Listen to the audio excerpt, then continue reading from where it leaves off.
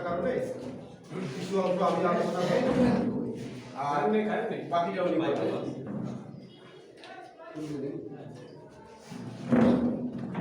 তো যাই হোক, আমরা এখানে যারা উপস্থিত আছি সবাই কিন্তু প্রাণী সেবার সাথে জড়িত, তাই না? তা আমাদের মূল টার্গেট হলো একটা খামারগুলোকে যদি আমরা লাভবান করতে পারি, এই খামারিরা যদি লাভবান হয় তাহলে এই সেক্টরের ডে বাই ডে কী হবে, ডেভেলপ হবে, উন্নতি হবে। আর যদি খামারিরা ক্ষতিগ্রস্ত হয় তাহলে কিন্তু আলটিমেটলি আমরা কেউই থাকতে পারবো না। খামার একটার পর একটা বন্ধ হবে, আপনাদের কল কমে যাবে, আপনাদের কল কমে গেলে কি আমাদের মেডিসিনের সেল কমে যাবে, মানে সবার উপর একটা ইফেক্ট হবে, নেগেটিভ। আর যদি খামারিরা যদি সফল হয়, খামারি যদি লাভবান হয়, তাহলে আজকে যা দুইটা গরু সে 5টা করে ভাই, একটু সবাই একটু ঠিক আছে, ঠিক আছে। তো দেখা যায় যে দুইটা গরু আছে, সে হয়তো 5টা করবে, যার 5টা আছে সে 10টা করবে।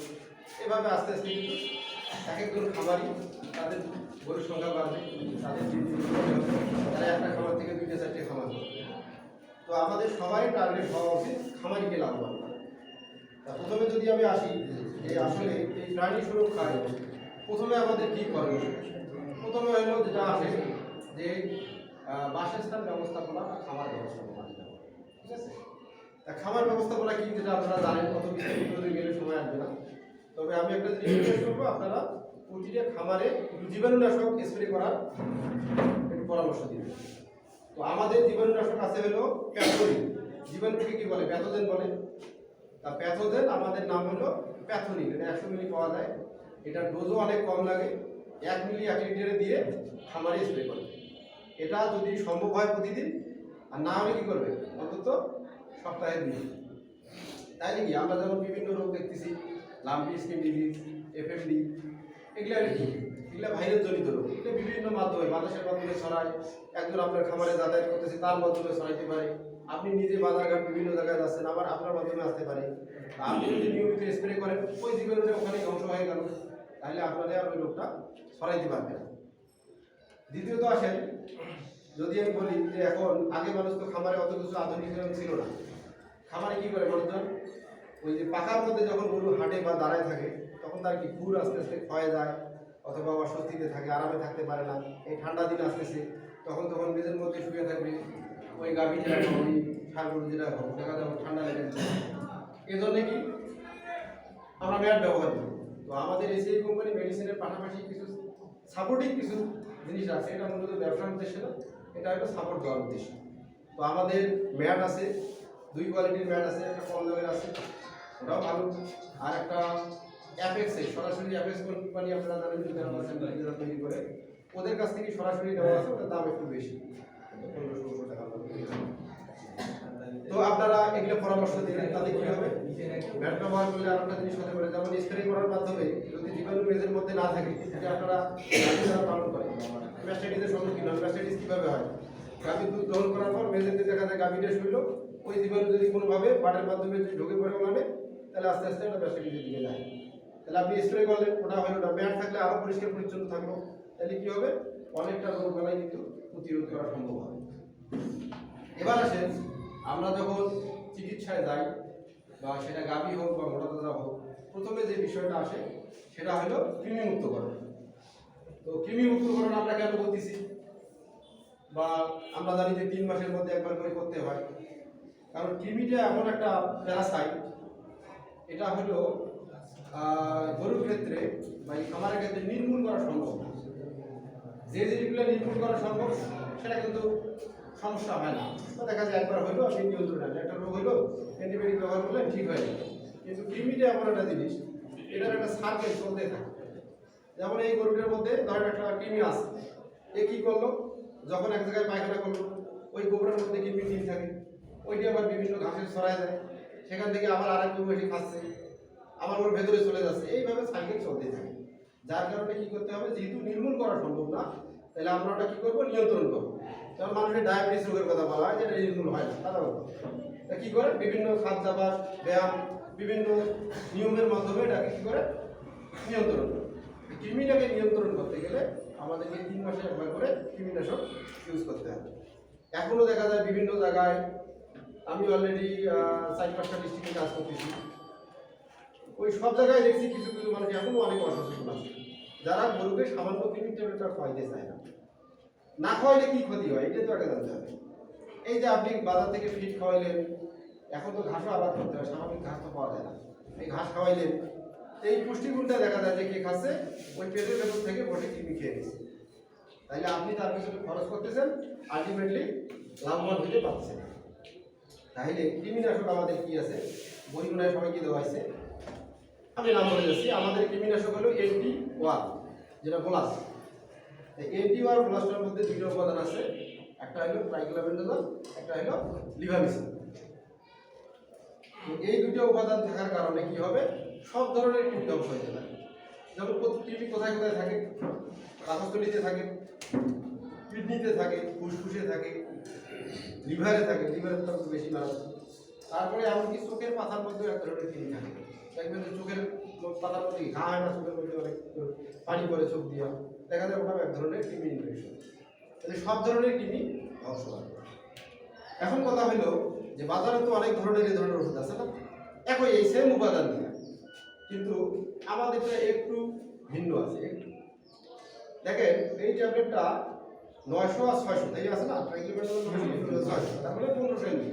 1500 এমজিতে কতটুকু হয়, 1.5 গ্রাম, কিন্তু ট্যাবলেটটার সাইজটা এত বড়, 5 গ্রামেরও বেশি। তাহলে বাকি উপাদানটাকে কি, বাকি উপাদানটাকে বলা হয় ক্যারিয়ার।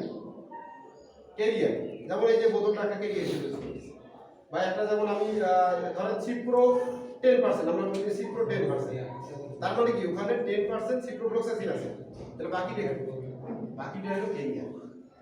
এই অ্যান্টিওয়ার্মের যে ক্যারিয়ারটা, এই ক্যারিয়ারটা আনছি আমরা জার্মানি থেকে। আপনারা জানেন জার্মানি ওষুধ শিল্প অনেক উন্নত, বিশেষ করে হোমিওপ্যাথি ওষুধ যদি দেখেন জার্মানি ছাড়া কাজই করে না, বিষয়টা। তো এই ক্যারিয়ারের উপর ডিপেন্ড করে আপনার ওই মেডিসিনটা কেমন কাজ করে, কতদিন ভালো থাকবে, কীরকম রেজাল্ট আসবে। তা আমাদের এই ক্যারিয়ারটা উন্নত হওয়ার কারণে এই ট্যাবলেটটা খুব দ্রুত গলে যায়। গলে গেলে কি হয়, পুরো বডিতে খুব দ্রুত সার্কুলেশন হয়। এ কারণে যে আমরা মনে করেন টেস্ট করবো, আমরা 2 গ্লাস নিলেন, 1 গ্লাস করে পানি নিয়ে ট্যাবলেটটা দিয়ে গুলেও টেস্ট করতে লাগে, ঠিক আছে। তো দ্রুত গলে যাওয়ার সুবিধা কি, আমরা সকালে বলতেছি যে খালি পেটে আপনি কৃমির ওষুধটা খাওয়াবেন, তারপরে কি বলেন 1 ঘন্টা বা 2 ঘন্টা পর খাওয়া দিবেন, এরকম বলেন না। তাইলে 1 ঘন্টার মধ্যে যদি ওষুধটা আমার কাজ না করে, যদি সার্কুলেশন না হয়, তাহলে কি রেজাল্ট ভালো হবে, হবে না। তো আমাদের এইটা দ্রুত গলে যাওয়ার কারণে খুব দ্রুত সার্কুলেশন হয় এবং রেজাল্ট অনেক বেটার, আপনি অন্য অন্য বেশি বেটার রেজাল্ট পাবেন। আর একটা ফ্যাসিলিটি একটা কি আছে, এই ক্যারিয়ারটা ভালো হওয়ার কারণে দুধের ওপর কোনো ইফেক্ট করে না। আপনারা দেখবেন যে কৃমিনাশক খাওয়াইলে কি হয়, দুধ ফেটে যায়, কালার চেঞ্জ হয়ে যায়, দুধ নষ্ট হয়ে যায়, এরকম দেখা যায় না কৃমিনাশক খাওয়ানোর পর। কিন্তু আপনারা NT1 খাওয়াবেন, NT1 খাওয়াইলে এই সমস্যাটা হবে না। তো এই দুইটা কারণে আপনারা NT1 সাজেশন দিতে পারেন এবং রেজাল্ট গ্যারান্টি রেজাল্ট, এটা নিয়ে কোনো সন্দেহ নেই। দ্বিতীয়ত আসেন যে আমরা যেহেতু আপনারা সবাই চিকিৎসায় জড়িত, দেখা যায় একটা বাড়িতে যে ইঞ্জেকশন না দিতে দেখা যায় খামারি টাকা দিতে চান, তাই না বিষয়টা। এখন আমাদের ইনজেক্টেবল কি আছে, আমাদের ইনজেক্টেবল কীটনাশক আছে হলো এসিমেট প্লাস। আপনারা অনেকে এসিমেট 1% করেন, যেটার মধ্যে শুধুমাত্র আইভারমেকটিন আছে 1%। তো আমরা কি করছি, এসিমেট প্লাস নিয়ে আসছি, এর সাথে ক্লোরোসুলন যোগ করা আছে। কারণ শুধু আইভারমেকটিন দিয়ে আপনার সব ধরনের কৃমি গেলেও বা ইন্টারনাল প্যারাসাইট এক্সটার্নাল প্যারাসাইট গেলেও লিভার ফ্লুতে ভালো যায় না। এর কারণে কি করতে হয়, আমার লিভার ফ্লুটের জন্য আমার আলাদা ইঞ্জেকশন নাইট্রোজেনিল বা এজিলিন ব্যবহার করতে হয়। তো এসিমেট প্লাসে ক্লোরোসুলন থাকার কারণে আপনার অন্যটা আর ইউজ করার দরকার নেই, অর্থাৎ একটা দিয়ে আপনার প্রোটেক্টম কাজ হবে। হ্যাঁ, সব ধরনের টোটালি। হ্যাঁ, তাইলে যদি আমরা এটা দেই তাহলে কি হবে, সব ধরনের কৃমি যাবে, পাশাপাশি ইন্টারনাল এক্সটার্নাল যে প্যারাসাইটগুলো আছে, আঠালি, এগুলো কিন্তু ধ্বংস হবে, ঠিক আছে। আচ্ছা, ডোজটা হলো ওটা 50 কেজি 1 সিসি করে, দেখা যায় যে আপনার 100 কেজির জন্য 3 সিসি 4 সিসি 5 সিসি পর্যন্ত ইউজ করা হয়, চামড়া ডোজ জানুন সবাই। আর কৃমিনাশকটা ডোজ যদিও যে এন্টিওর প্লাসের ডোজটা বলি, ওটা যদিও লেখা আছে 76 কেজি, আপনারা 50 কেজি দিন রাখতে হবে। অনেক সময় বডি ওয়েট আন্দাজ করতে কম বেশি হয়।